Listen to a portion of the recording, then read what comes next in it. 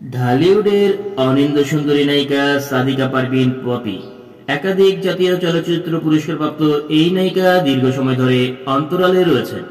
হঠাৎ করেই নিজেকে আড়াল করে নেন এই অভিনেত্রী। প্রথম দিকে পপির এই অনুপস্থিতিকে স্বাভাবিক মনে করেছিলেন চলচ্চিত্র সংশ্লিষ্টরা, কিন্তু সময় যতই এগোতে থাকে ততই তাকে ঘিরে ধোঁয়াশা তৈরি হয়। নায়িকার আড়ালে যাওয়ার রহস্য খুঁজতে বেরিয়ে আসে তার গোপন সংসার ও সন্তান জন্মের খবর। বিয়ে করে এখন পুরোদস্তুর সংসারী পপি, সবিজে নেই তার কারো সঙ্গে কোনো যোগাযোগ। সম্প্রতি মা ও বোনের জেরে থানায় জিডির খবর দিয়ে আবারও প্রকাশ্যে আসে পপি। জানালেন তার সঙ্গে ঘটে যাওয়া নানান ঘটনার কথা। বিভিন্ন সময়ে পপি বলেছেন ব্যক্তিগত বিষয় নিয়ে একেবারেই কথা বলতে চান না। এবার আর রাগঢাক রাখেনি তিনি। বলা যায় এতদিনের চাপা কষ্ট, দুঃখ, যন্ত্রণা উগরে দিয়েছেন মিডিয়ার সামনে। বিয়ের সিদ্ধান্ত, মা বোনের সঙ্গে সম্পর্ক, সবকিছু নিয়ে গণমাধ্যমের সাথে কথা বলেছেন পপি।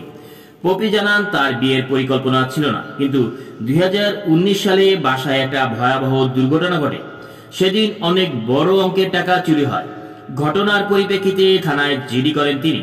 পরে তাকে রমনা থানায় ডাকা হয়। পপি বলেন, সেদিন আদনানকেও ডাকি। থানায় গিয়ে দেখলাম আমার ভাই বোনেরা।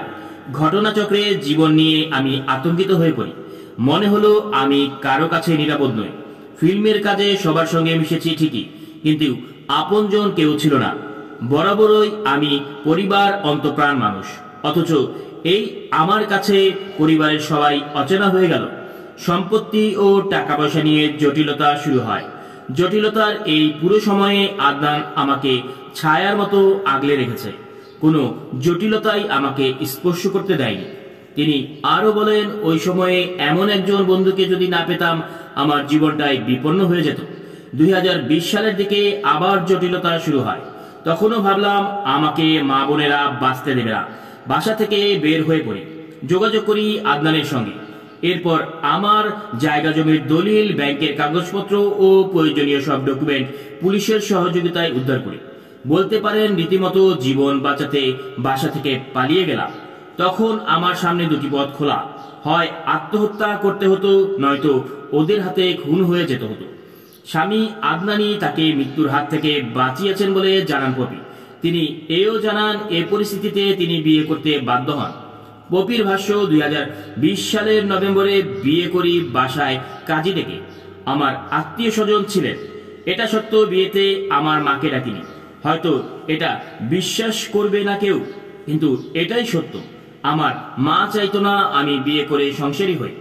সালমান শাহ মারা যাওয়ার পর সালমান শাবনূর জুটি ভেঙে যায়। সেই সময় শাকিল খান পপির জুটি তুমুল হিট হয়। একের পর এক তারা দিয়েছেন ব্যবসা সফল সিনেমা। সেই সুবাদে পপি ঢালিউড ইন্ডাস্ট্রিতে একজন শক্তিশালী অভিনেত্রীর তকমাও পেয়ে যায়। একটা সময় শাকিল খানের সঙ্গে গভীর প্রেমের কথাও চাউর হয় মিডিয়া পাড়ায়। এমনকি শাকিল খান দাবি করে বসেন তিনি পপিকে বিয়ে করেছেন।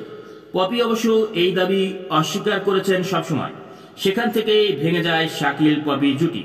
প্রসঙ্গত 1997 সালে সোহানুর রহমান সোহান পরিচালিত আমার ঘর আমার বেহেশত সিনেমাতে অভিনয়ের মধ্য দিয়ে চলচ্চিত্রে পা রাখেন তিনি। কিন্তু তার প্রথম মুক্তিপ্রাপ্ত চলচ্চিত্র হচ্ছে কুলি। এই চলচ্চিত্রে তার বিপরীতে অভিনয় করেন ওমর সানি। সিনেমাটি সে সময়ে 7 কোটি টাকা ব্যবসা করে মাইলফলক করে। এরপর আর পিছে ফিরে তাকাতে হয়নি এই চিত্রনায়িকার।